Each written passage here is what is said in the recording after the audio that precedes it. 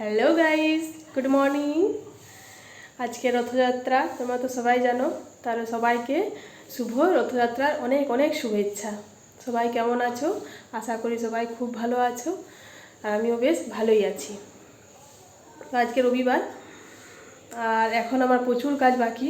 সকালে উঠে আজকে মা জয়পুর যাবে। জয়পুর মানে আমার বড় ননদ বাড়ি। দেখছো কত ঘেমে গেছি, সকাল থেকে সে তাড়াহুড়ো করে কাজ করা। তো মা আজকে জয়পুর যাবে। জয়পুর মানে বড় ননদের বাড়ি, বিপত্তারিণী পুজোর জন্য। মঙ্গলবার বিপত্তারিণী পুজো। তো আজকেই মা যাচ্ছে, রেডি হচ্ছে এখন চান টান করে। তো ওই জন্য আমি সকালে উঠে আজকে চাটা করে আগে ঠাকুর ঘর ঝাঁট দেওয়া মোছা সমস্ত করে দিয়েছি। মাকে চান করে পুজো করে যাবে। তারপর জামা কাপড় ভিজানো, ঘর তো ঝাঁট দেওয়া এসব করে নিয়েছি। তো এরপর আমি রান্নাঘর ঢুকেছি। আর কালকে দুদিন আমাদের টাইম করে জল দেয়নি বলে প্রচুর আমাদের রান্নাঘরে জায়গা খালি ছিল। তো ওইগুলো সমস্ত ভরলাম, ওই জন্য আজকে অনেক দেরি হয়ে গেছে। এরপর রান্নাঘর ঢুকেছি। এরপর রান্নাঘরে তুমি আমাদের কাজ দেখো। রান্নাঘরে কি অবস্থা! এই সেই সব বাসনগুলো ধুয়ে দিয়েছে আমাদের কাজে বউ। এবার সব এগুলো গুটিয়ে গাটিয়ে ঠিক জায়গায় রাখবো। আর এই পাশে দুধ আছে, এবার এটা গরম করতে বসাবো। তারপর বাবাকে দুধ চিড়ে দেবো। চলো এগুলো আগে করে নিই, তারপর আবার তোমাদের সঙ্গে দেখা করছি। দেখো মা এই পাশে রেডিও হয়ে গেছে। মায়ের চান টান করলো, দিয়ে পুজো টুজোও করে দিয়েছে আমাদের আজকে। দিয়ে পুজো টুজো করে নিয়ে মা এরপর জয়পুর আসতে যাচ্ছে। সকালেই সে মা উঠেছে, উঠে মেয়ের বাড়ি যাবে, কত আনন্দ। দিয়ে রেডি হয়েছে, দিয়ে ডাকলো আমাদের সামনের বাড়ি। এটা অটোটা আমার ছেলের ভিক্ষা বাবা, যে অটো মানে যার অটো সে আমার ছেলে ভিক্ষা বাবা। তো ওনাকে ডাকলো, ফোন করে ডাকা হলো। দিয়ে ওই টেম্পুটাতে এবার আমার শাশুড়ি চললো মেয়ের বাড়ি জয়পুর। আমরাও যাব মঙ্গলবারে। আর এই পাশে দেখো আমি দুধটাও বসিয়ে দিয়েছি, যেহেতু বাবার মানে আর বাবার আজকে একটু শরীরটাও খারাপ, কাল রাত থেকে একটু জ্বর এসছে। তো ওই জন্য তাড়াতাড়ির মধ্যেই ভাবলাম দুধ চিড়েটা দিয়ে দিই। দিয়ে বাবাকে দুধ চিড়ে দিয়ে নিয়ে আমি সোজা ওপরে চলে এলাম। নিচে যেহেতু সব কাজ হয়ে গেছিলো, তখন ওপরটা একটু ঝাড়াঝুড়ি করে নিলাম, বিছানা টিছানা ঝেড়ে ঘরটা একটু আজকে একটু ঝাড়ু দিয়ে দিলাম, আর একটু মুছে নিলাম। যেহেতু রথযাত্রা, ওই জন্য আজকে দিনটা একটু মুছে নিলাম। দিয়ে তারপরে সবগুলো করে নিয়ে সব রুম করে নিয়ে নিচে চলে গেলাম। নিচে আজকে দিদিভাই চপ করেছিল, আজকে আলু পটা করলাম না, কোনো পটা চপই হয়েছিল। এটা আমাদের ঘরে করা চপ। তো তারপরে ছেলেগুলোকে জল খাবারে দিয়ে দিলাম, চপ মুড়ি পেঁয়াজ চানাচুর সব দিয়ে ওদেরকে খেতে দিলাম। তারপরে আমার ছেলের এখন নিঃশ্বাস আসবে, তো বললাম তুই আগে খেয়ে নে, তারপরে দিয়ে ওদেরকে খেতে দিয়ে তারপরে আমার বড় চলে এলো। আমার বর বললো না আমি আজকে খাবো না, চপ মুড়ি খাবো না, আমাকে একটু দুধ চিড়ে দাও। তারপরে আমার বরকেও দুধ চিড়ে দিয়ে নিয়ে তারপরে আজকে তো আর তরকারি কাটা হয়নি, মা অন্যদিন কেটে দেয়। তো আজ তো মা সকালে জয়পুর চলে গেছে, তাই আলু পোস্ত হবে একটু। আমি আলু পোস্তটা কাটতে বসে গেলাম, যে আলু পোস্তটা তাহলে কেটে নিয়ে, আর দেরিও হয়েছিল আজ অনেক। তো এখনও খাইনি আমি ভাবলাম আলু পোস্তটা কেটে নিয়ে বসিয়ে দেবো, আর এক পাশে ভাতটা বসিয়ে দেবো, তারপরে তখন খেতে বসবো। তাহলে আস্তে আস্তে ওগুলো হয়ে থাকবে।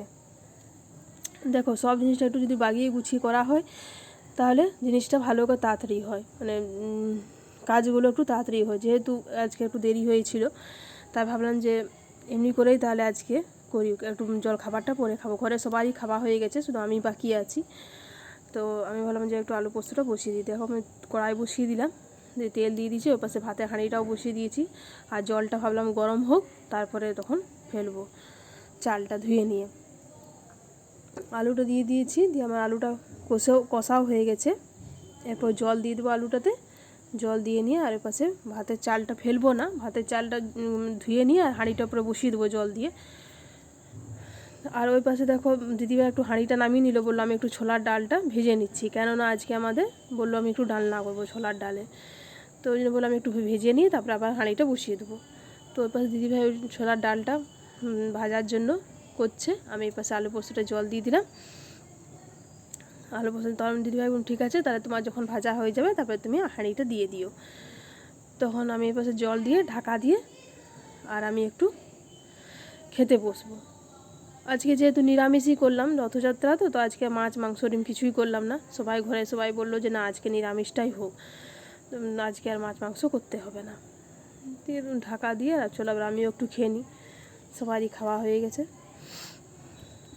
এবার দেখো দেখি ভাতটা কত দূর হলো, দিয়ে দেখছি যে হ্যাঁ ভাতটা মোটামুটি প্রায় হয়েই এসছে কি হয়েই গেছে বলতে পারো।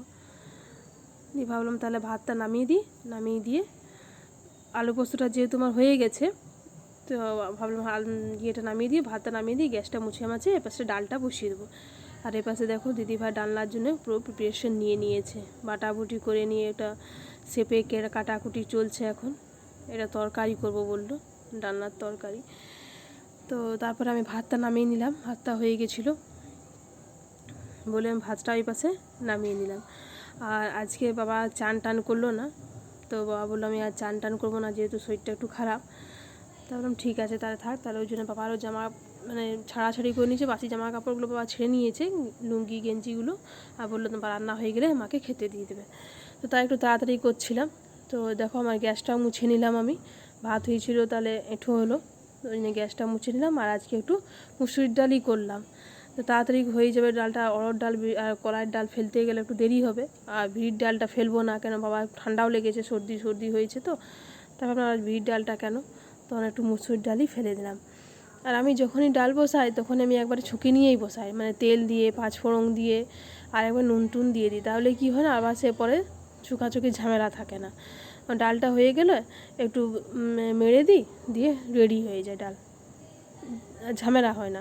আর একটু যদি দেখি সেরকম যে একটু জল যদি দিতে হয়, তো জল দিয়ে কুকারেই ফুটিয়ে নিই ডালটা, তাহলে ডাল হয়ে যায়, ভালোই লাগে খেতে, মন্দ লাগে না। দিয়ে এসব করে নিয়ে জানো তো মুড়ি খেয়ে আমি জলও খাইনি, মানে এইসব কাজে তাড়াহুড়োতে, দিয়ে গলাটা একদম শুকিয়ে গেছিলো, আর মুড়ি খেলে তো জল টেস্টটা একটু বেশি পাই, তাই ভাবলাম দাঁড়াও একটু চেয়ারে বসে ভালো করে একটু জলটি খাই, দিয়ে ওই জন্য জলটি খেলাম। তারপরে এই যে যেগুলো তরকারিগুলো কেটে কুটে রেখেছিলাম, খোসাগুলোও তোলা হয়নি, তো ওগুলো একটু তুলে নিয়ে আর গরুর কাছে দিয়ে এলাম। আর ওই পাশে পেঁয়াজের খোসাগুলো ছিল, তো ওগুলো তুলে নিয়ে, আর পেঁয়াজ তো গরুকে দেওয়া যাবে না। তারপরে আমি চান টান করে নিলাম, চান টান করে এসে নিয়ে ওই পাশে দেখছি যখন চান করে নামছি তখন দিদিভাই বাবাকে খেতে দিয়ে দিয়েছি।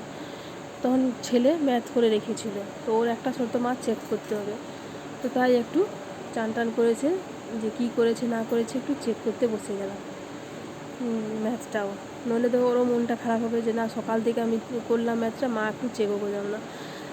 মানে শরীরটা চলুক না চলুক, ইচ্ছে থাকুক না থাকুক, যদি তুমি মনে করো যে চান টান করে এসে নিয়ে 5 মিনিট তাহলে একটু বসবো, কিন্তু ছেলের জন্য হয় না, তো ওরা যখন কষ্ট করে করছে, ওরা যখন বলছে, তখন না তাহলে একটু চেকটা করে নিই, তারপরে তখন বসবো।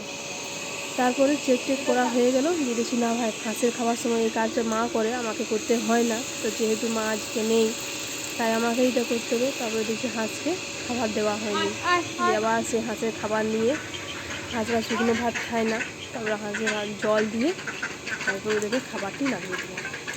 তারপর ওরা খাচ্ছে, এবার আমরাও খেতে বসবো। আজকে তো আর খাবারে কেউ নেই, বাবা এরা 3 ভাই বোন, আমি আর দিদি ভাই, মানে আমার শাশুড়ি তো নেই, আর এদের 2 ভাই, মানে দাদা আর আমার বরের নিমন্ত্রণ ছিল, তাই তাড়াতাড়ি আমাদেরও খাওয়া দাওয়া হয়ে গেছিলো। দিয়ে একটু রেস্ট নিলাম খাওয়া দাওয়ার পরে। আর দেখো ছেলের বায়না, বিকেলে ঘুম থেকে উঠে যে মা আমার সঙ্গে একটু ক্রিকেট খেলতে হবে। আসলে কী বলো তো, ওর আজকে টিউশন ছিল না বিকেল থেকে, আর ও কোথাও বেরোয় না, মানে ঘরেই খেলে, নিজের মনেই খেলে, একাই খেলে। তোমাদেরকে তো ভিডিও তো আমি দেখিয়েওছি, একাই খেলে, নিজের মনেই খেলে। তো আজকের বায়না হয়েছে যে মা আমার সঙ্গে একটু খেলো। অনেকবার করে বললাম যে বেটু আমার কাজ আছে, রান্না বান্না আছে, কাজ আছে, আমার একটু খেলতেই হবে। যাতে তুই দুষ্টুর সঙ্গে খেল, সর্দি বলে ওকে, যাতে সর্দির সঙ্গে খেল না, তুমিও চলো, তোমাকেও খেলতে হবে। তাই ভাবলাম যে তাহলে একটু খেলি, আমি কি আর পারি বলো। তার মধ্যে ওদের কাছে একটু ব্যাট হাতে ধরলাম আর কি, ছেলের মন রাখার জন্য। তো একটুখানি বিকেলটা একটুখানি খেললাম। ঠিক আছে বন্ধুরা, তাহলে আজকে ব্লগটি আমি এই পর্যন্তই রাখছি। তোমাদের যদি আমার ব্লগটি ভালো লেগে থাকে তাহলে প্লিজ একটি লাইক করে দিও, আর যদি কেউ নতুন সাবস্ক্রাইবার হচ্ছ তাহলে একটা সাবস্ক্রাইব করে দিও, লাইক করো, কমেন্ট করো, শেয়ার করো। কালকে আবার চলে আসবো একটি নতুন ব্লগ নিয়ে। সবাই ভালো থেকো, পাশে থেকো, কাল আবার দেখা হচ্ছে। টাটা।